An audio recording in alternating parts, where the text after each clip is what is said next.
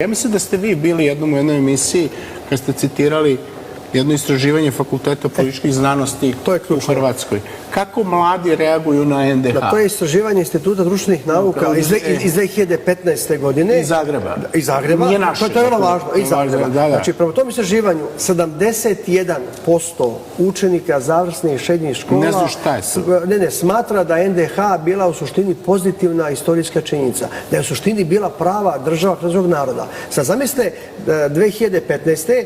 to su mladi ljudi, momci i djevojke, znači koji imaju 18 godina, znači rođeni su 97. 98. Posle rata nisu doživjeli ratne strahote. Gdje su oni naučili, znači njih više od 2/3, da je NDH bila prava država hrvatskog naroda? Naučili su u porodici, u medijima, u crkvi, u školi. Dakle, oni su, znači njih 2/3, znači su proustaški nastrojeni. Znači, i to vam je dokaz i suština svega da se hrvatski narod nije suočio sa svojom ustaškom, zločinačkom i genocidnom prošlošću. Gde uče deca Srbi koja žive u Hrvatskoj o svojoj kulturi, tradiciji, o svom pismu?